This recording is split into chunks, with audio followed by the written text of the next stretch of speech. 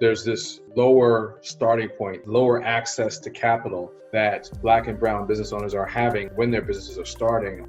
If we look at net worth of the average Black family versus white, it's 10 times. So the average Black family has a net worth of $17,000 versus $170,000 for that of a white family. And so we're financing these ventures with literally all that we have. And when they go under, you now have to rebuild the nest egg that you really didn't have in the first place. I was on a call earlier today with the Brooklyn Chamber of Commerce president, and they was given a statistic around something like 60 to 80% of small Black-owned businesses in the nation have shuttered. And if that statistic is true, then who's left? That's really sad. It's 2021. A year ago, the COVID-19 pandemic began. The voices you just heard belong to small business owners stretched across New York City, a city hit particularly hard during the pandemic. Not only are these small businesses, but specifically Black-owned businesses. The challenges are many, from a pandemic devastating a community that's underserved in healthcare, to an economy dropping off the cliff, to social justice protests occurring sometimes right out front. This has been an impossible time for these businesses, especially when they lack the capital, the network, or the resources to weather the crisis. Are there things we can do to support these businesses and address the systemic barriers that have made life more difficult as a Black entrepreneur? That's the discussion we wanted to have, and it's long overdue. I'm Jamila Souffrant, and I host a podcast on personal finance called Journey to Launch. Today, I'm talking to small Black-owned businesses from Milliman's Verge Impact Conference about what they need to survive during a pandemic and beyond. I think the one thing that came out of this was a real recognition that Black-owned businesses suffered the most. Michelle Holder is an assistant professor of economics at City University of New York. There aren't a ton of Black woman economists out there, but we'll save that for another podcast. Today, she's giving us some background to frame the story. The first thing to understand about Black-owned businesses is they tend to be quite small. In fact, the majority of Black-owned businesses are sole proprietorships with no other employees. And so these are very small and by extension, often quite vulnerable businesses. The other thing is Black-owned businesses in the US tend to specialize in a few areas, but those areas are almost all in what's called the service sector. It made these businesses quite vulnerable during the cyclical downturn that resulted from this health crisis of COVID. So, a lot of Black-owned businesses provide services like dining, personal care, and health services, to name a few. And that's important to note. But let's start at the beginning. If you're a small business, odds are you didn't roll out of business school and land seed funding. I come from a background of 13 years in corporate America. I started as an engineer and then worked into marketing for a Fortune 500 company. I had six-figure salary, hundreds of thousands of dollars in savings, a very stealthy 401k, and I could not get a loan to start my business. So I had to start Harlem Cycle with my personal savings because with all the stellar and everything that I have on paper, I still could not get a loan to start the business. Tamika Rochester owns Harlem Cycle, a gym and one of the first businesses to be completely closed down during the pandemic. She's had to completely rethink the way she runs her business, keeping it afloat with online classes since last March. We don't have those relationships with the banks. So you couldn't get the loan from the bank. The bank wasn't calling you to give you a PPP. And they definitely weren't pulling your application to the front to get a PPP because you never had a relationship with them.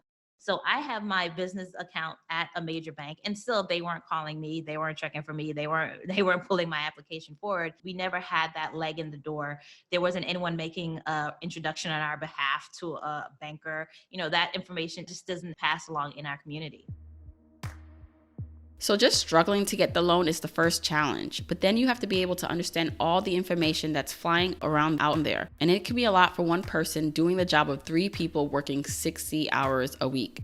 Kim Williams runs a cafe in Brooklyn called Bushwick Grind. Like many restaurants, her business was one of the hardest hit during the pandemic, shutting down, opening up, and then going back into lockdown.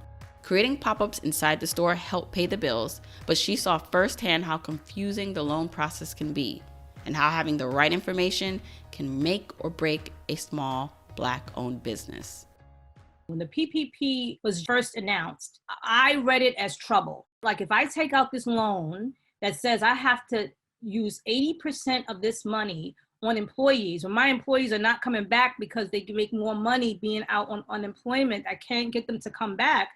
People with small home-based businesses would reach out to me and like, Kim, like, what's going on? Can you help interpret this? Or do you have any advice? I can't qualify for PPP or EIDL because I'm a small home-based business and I'm not eligible for those loans. It's just so much information. And you see it now with round 2 of PPP and all this stuff coming out, is so much information that you as a small business owner, like some of us, we don't have legal backgrounds and financial backgrounds. We just hustling against our passion. I don't want to be ungrateful in any way. It's amazing that these resources are becoming available. But, as a small business owner, understanding what can help you and what can hurt you. And when you have to make the critical decision on, do you take this loan? Do you pay this rent? Do you, how do you pivot? To have some legal and sound financial advice outside of your regular CPA, that would have been really good resources to have. So access to information can definitely help your success, but it's only a small piece of the puzzle. There's the very real issue of capital, the money. Here's Michelle with some more background. There's a long history in this country of African American exclusion from capital and credit markets. And although we have certainly made progress in that area in terms of opening up these markets to African Americans, there's still a long way to go. And there is still discrimination in capital and credit markets. In fact, because Black-owned businesses really face barriers in terms of access to capital, both external, right, as well as internal. There are plenty of small businesses that start up that rely on, someone's personal savings or someone's personal resources. And so this reflects the constraints they face, but then this feeds into the kinds of businesses that Black business owners will pursue. They won't pursue starting up firms that require a lot of resources. They're really looking to start businesses that, can be done in some instances on a wig and a prayer and tape and glue. Ajamu Webster has been working as an engineer for over 20 years and now runs his own business, DuBois Consultant. He knows getting financial support is easier said than done, even when you have the track record to back it up. He's experienced discrimination firsthand, right from his own bank. I had a loan that come up that had to be redone because it had to be renewed, and it took forever. And one thing happened is the guy who was my loan officer came to see me and he said, I finally got your deal done. And I'm telling you 2 things. I got your deal done, and this is my last day working at the bank. And he said, I had meetings with these guys where this sat on their desk and they told me, no, go back and get higher interest rates. He said, you're gouging them already. He says, no, just go back and get more. We need more. And he says, I couldn't stand it anymore. So he says, I quit. So unfortunately, that's the reality that we're dealing with. And hey, I get it. But then at the same time, don't be afraid to say we need to put something affirmative in place to correct that. Because if you lock things where they are right now, and then you tell everyone, okay, now the playing field is level, and if I'm already 3 laps behind, I'm not going to win the race. You're just locking in all of the structural inequities, you're locking them in place. So we have to be intentional and aggressive and affirmative if we want to make serious change. When we returned to Tamika to see what happened, did she get the PPP? Well, yes, just not through her bank. Through a smaller institution that recognized that her business was unique. Nearly all of her employees are contractors. And I think what was more interesting was how people just do not know about the different kinds of businesses.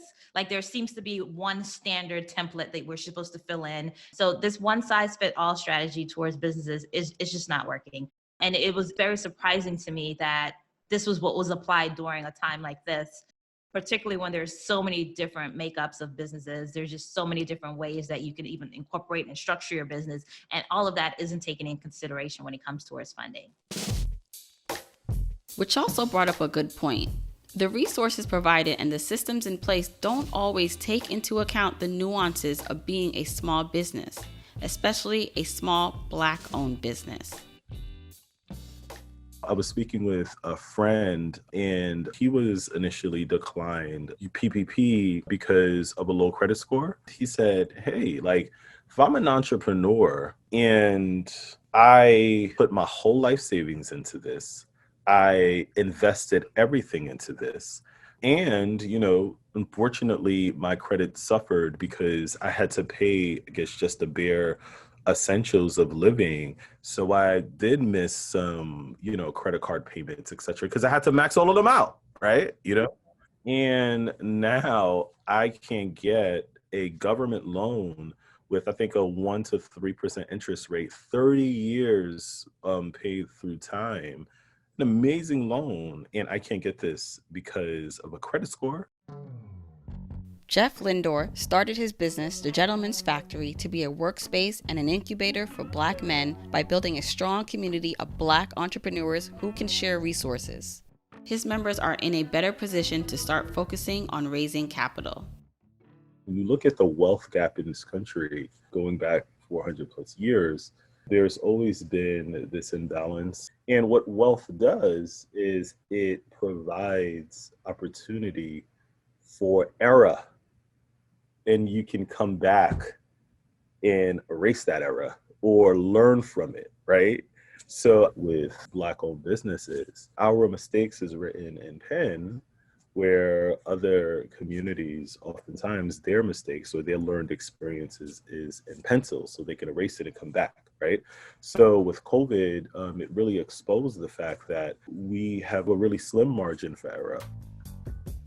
And it's already hard to keep up when you're a small business. Alicia Hines owns Lickle Jamaican Dumpling House, a restaurant in Clinton Hill, which I'd love to try when this is all over.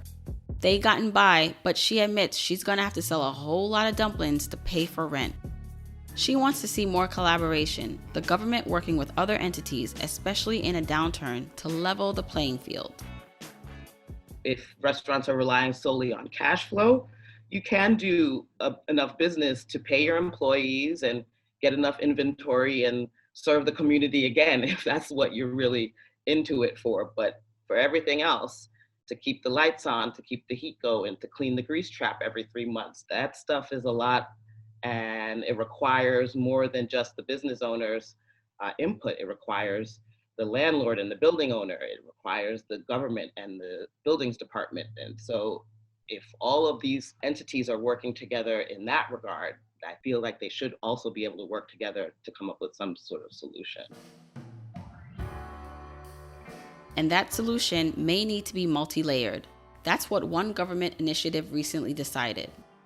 Kenneth Eby works for Black Entrepreneurship NYC, or BNYC.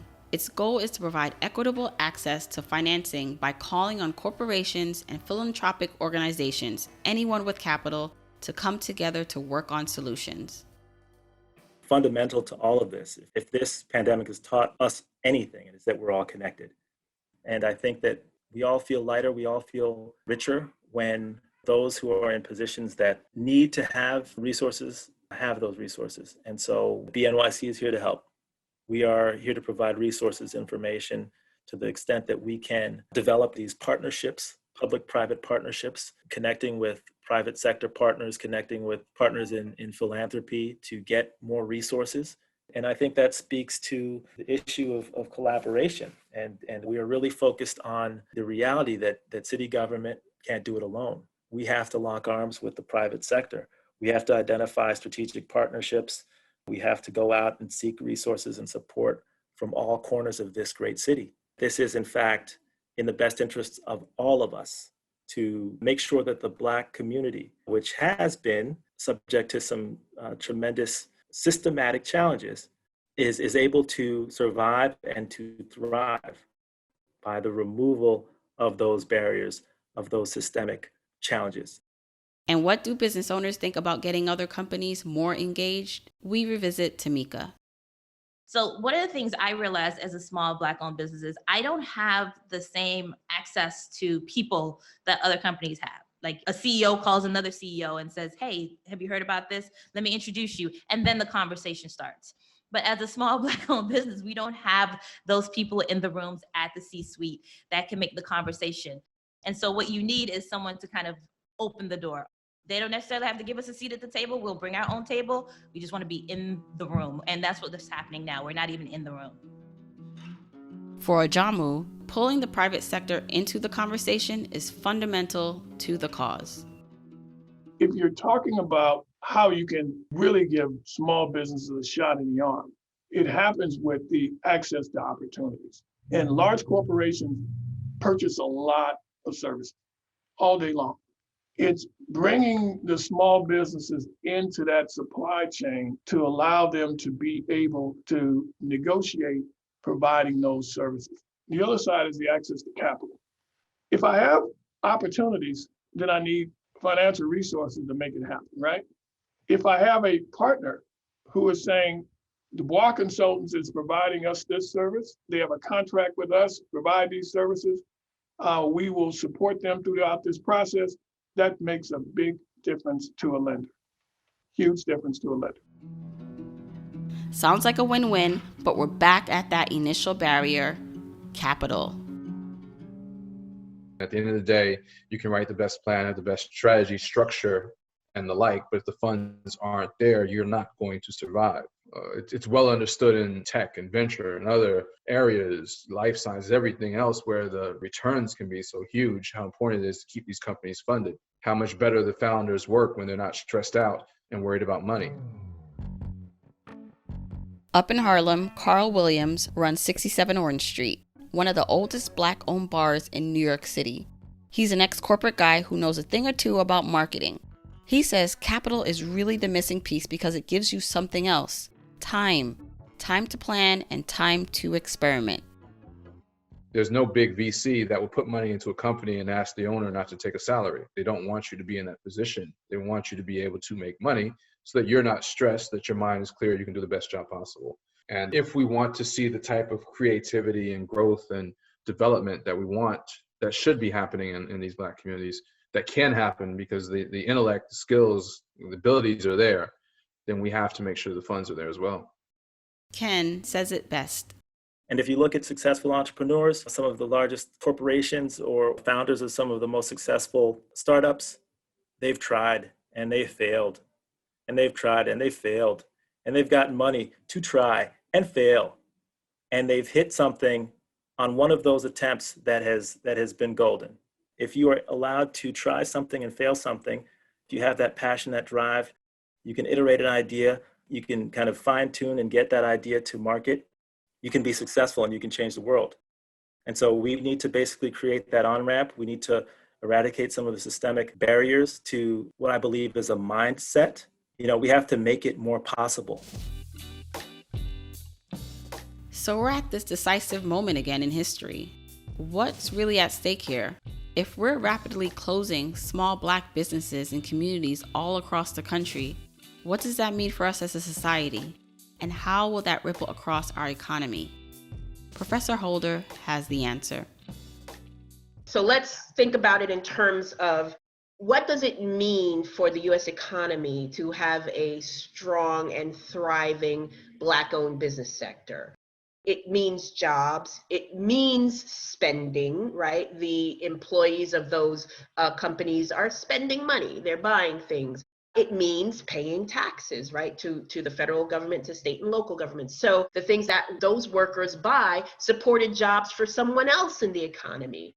It's so cost effective to support and encourage Black-owned businesses because it has a direct and tangible impact, not just on the US economy, but on the African American community, which, as we know, during this COVID crisis has been hit coming and going. Coming in terms of the higher mortality rates and going in terms of job losses. Adjusting imbalances for Black businesses leaves a mark on more than just their storefronts, because small businesses are so closely connected with the communities they serve. A little bit can go a long way, says Ojamu. First of all, we're employers. That means that if I have a $400,000 contract, I have to hire people, and I'm glad to hire people. Now, you take a large corporation, give them a $400,000 contract, they won't even notice it. Because of our proximity, we wind up hiring people in the community.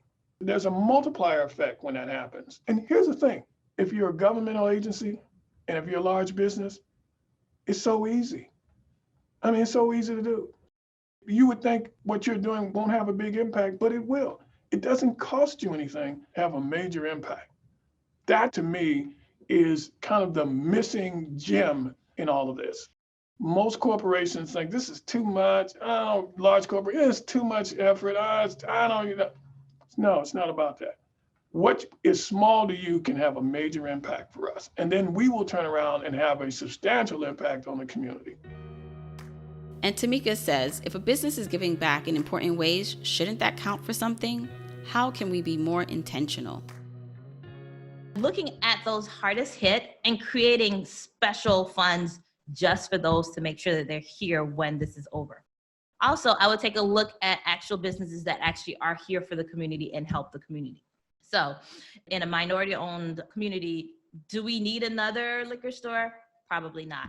Do we need another fitness studio? Probably so. Like, let's take a look at those things that are actually uplifting the community, and let's pour some funds behind that and make it easier for people to actually open up those kinds of businesses.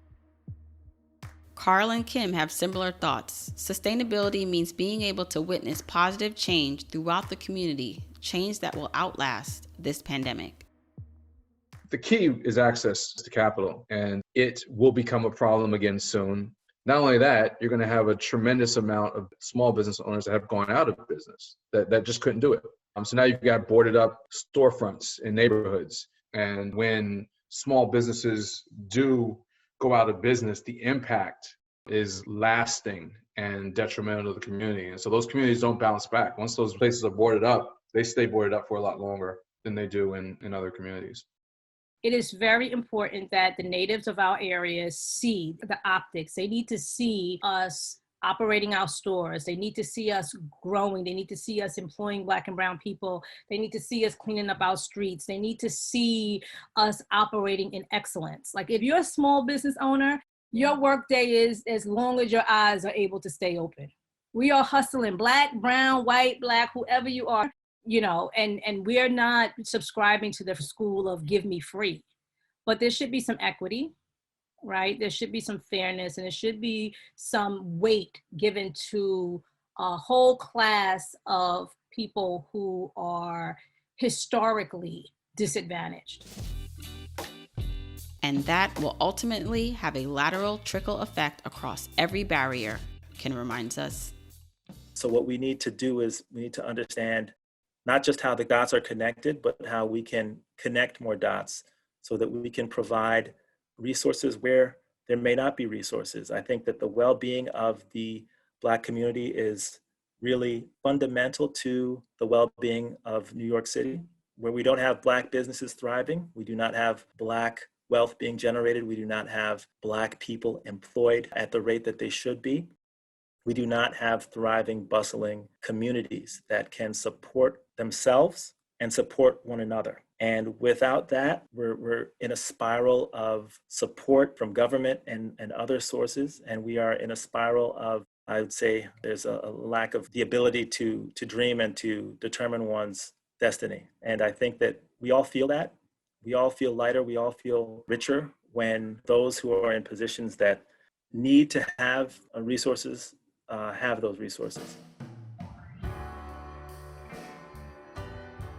This is Jamila Souffrant, and we've been exploring the challenges that face Black-owned businesses every day for Milliman, Verge Impact. Thank you for listening.